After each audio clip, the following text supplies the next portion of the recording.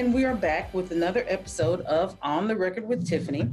And I am Tiffany Smith, your host, and I have two wonderful people on today, and that is Sarah Holland and Beth Silvers. They have a podcast called Pantsuit Politics, and these two ladies talk about what's going on the political spectrum, but they do it with grace and with civility and with thoughtfulness. And we could use a little bit of that around here. So welcome, ladies. Thank you so much for having us. I had to have you on when I saw your book. I just thought, hey, that's a catchy title, and that's an amazing premise to approach politics with. So can you tell our listeners a little bit about it? Well, our book was really a result of probably about 3 years of work on our podcast. We started our podcast in 2015. We were sorority sisters from college, but we had not stayed close friends. We reconnected when we started having kids, about birth actually, and decided to do this podcast together because we really had good conversational flow, good connections, even though we saw the role of government differently. Specifically, our personalities are very complementary. And often, I think people treat politics as if it is this cold, rational analysis of policy. But the truth is, it is a lot about personality. It's a lot about how you react to conflict and a lot about how you see the world. And there's a lot of emotion wrapped up in politics. And so I run a little hot. Beth runs a little cool. And so that was always very complimentary, even from the beginning. But I think, over those first 3 years in particular, as we were processing the 2016 election, we learned a lot about ourselves, and we learned about how talking politics with someone, even someone you don't know quite well, can be a form of connection instead of a form of disconnection. It doesn't always have to be so conflict ridden. It doesn't have to be a way where we scream, no one gets heard, and everybody leaves frustrated. We really wanted to present a different way. And as we did that over time, we worked through some sort of fundamental principles about how to do that. And really the first half of the book is about working on ourselves and just preparation with engaging with other people. I think that's some of the most valuable stuff in the book, and the most valuable thing I personally learned in the first couple of years of our politics is the weaknesses in the way that I saw myself, saw my position inside a political conversation, often saw a conversation as a debate instead of an opportunity to listen. And all that internal work, we really tried to articulate in ways for other people to sort of walk that path we had in order to go out into the world to talk politics, because we really think that is essential to the health of our democracy. We have to be able to talk to one another. We have to be able to engage about issues of concern in our communities, even issues we disagree with. And so that's what we really were trying to do in the book. We were trying to articulate what we learned in the hopes that other people would go out there and engage.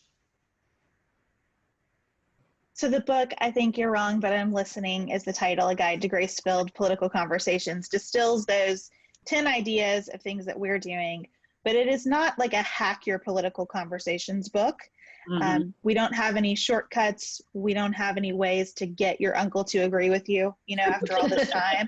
And sometimes we tell people, if you see our book and you think, I know who needs that, it's probably you. You probably need it. Feel free to give it to that person as well and work your way through it together. But it is a practice, and it's something that I come back to all the time. In a lot of ways, having written this book, I think gives me a sense of accountability. Am I doing what I've asked other people to do? Am I continuing to cycle through these steps of self-reflection, clarity about what motivates me, giving grace when I find myself in difficult conversations with other people, keeping politics in its place in those relationships, and just continuing to work through that cycle. So for you, Beth, and during this time where we see just this backlash happening against conservatives, what do you feel about what's happening right now? Oh, I feel so many things. You know, the first thing I will say is that a chapter of our book is called Take Off Your Jersey. And Mm-hmm. I have taken my jersey off because from the beginning of this presidency, I haven't felt that the Republican Party has very fairly represented my views in the world. And so I'm willing to step back from that instead of leaning in and saying, but that's my team and I have to stick with my team. I want to be really principled and clear about what I think in the world and why. And so I have just fully put down that party affiliation, and consider myself a Democrat now. I've registered as a Democrat to vote in Kentucky's primaries. I don't know that I'll always be a Democrat, and that's okay. I'm not putting on that jersey either. I'm just trying to hold it all loosely and say what reflects the closest to my values I can get right now. I am sad that I have to distance myself so much from the Republican Party right now.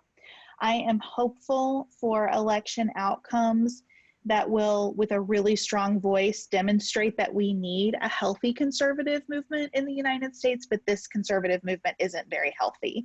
You know, the way Sarah and I break down our differences, our fundamental differences, are that we talk about like the accelerator and the brakes in a car. Mm-hmm. When there is a big problem, Sarah is the accelerator on using the federal government as a problem solver. She says, we got a big problem. We got an entity that's really big and capable of big solutions. Let's use it. Right. And I am the brakes saying, what happens if we use it? There are lots of unintended consequences of that. There are ways that that could get into a situation of overreach. That could leave some people behind because it's a big solution that doesn't fully think about where everyone is. When it comes to private industry, we flip. I say, let the market decide. People are going to be motivated to make some money and coming up with a solution. We got a lot of good brains here, put them to work. And Sarah says, wait a second, let's talk about what happens when that isn't regulated appropriately, when those money incentives get all wrong. And so we both belong in the car. And I firmly believe that America needs both of those perspectives and many others, and they all belong in the car.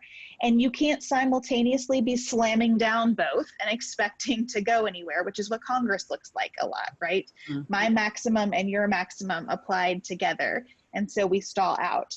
So it's finding that balance of here's where my idea belongs and yours, and where that leads us in a healthy direction with some give and take that we're really looking for. And unfortunately, that's just not where we are with the two-party system right now. And so the best that I can do is try to have integrity and be honest about that instead of hanging on to my team and saying what gets us closer to that vision.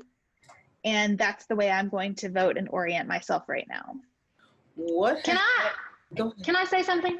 Sure. That question is not often directed at me because nobody really wants to hear a Democrat since the age of 18 talk about the future of the Republican Party. But I do want to say that I would not have answered this way even 2 years ago. But I am very sad about the state of the Republican Party. Through the course of our work, I have realize that it is essential that we have two functioning parties, because when the other side feels that they cannot win fairly, they cheat. I think that people have to feel like they can win and have access to power. Now, you know, what I would say is the reason that you're being locked out is because you're not shifting your policy to meet the problems of America.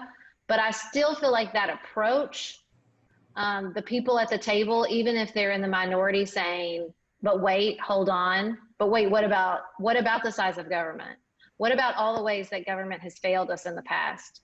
What about the people who are very concerned about the burden of taxes, even on the top 1%? Like, I'm not trying to make conservative ideology illegal or to silence it. I think it is essential for our democracy. And I think that the Democratic Party is someone who's, you know, that is for better, for worse, my team, and has been for a long time. Like, it's not built to hold everyone from lifelong Republicans who just don't want to vote for Trump to like Bernie Sanders. That is an incredibly large political spectrum that is being asked, one party is being asked to hold. And I don't think that's good for our democracy either. I think we function best with a healthy party system. I'm not going to say two-party because I'm not locked into that number. I'm more than happy for there to be more than two parties. But, I just think that is not good for us, even though I disagree vehemently, even with, sort of the old school established Republican approach from 20 years ago. I still don't think it's healthy to just have one ideology that's really ruling the day. So, I mean, I just, again, question is not often directed at me. But I think there's a sense that, like, if you are a Democrat, you should just be dancing with glee right now with maybe the turn the parties are taking. And I don't do that. I feel like we really need people. There needs to be a spectrum. There needs to be two parties, at least, and two healthy parties. And I'm sad that that's not what we have right now. Thank you so much for saying that, Sarah. And I just want my listeners to take heed and come back. We're at the end of this segment, and I thank you for listening, and come back for the next segment where we'll talk a little bit more with Sarah and with Beth about what's happening right now in our political system, because we are experiencing a time where it's difficult, but there's more to it than just digging in our heels. We Americans are better than some of the things we see happening right now. And these ladies are a good example of that. So come on back and let's talk some more. Let's be candid. We have to have these difficult conversations, but it's out of this that the best things happen. So come back. You're listening to On the Record with Tiffany.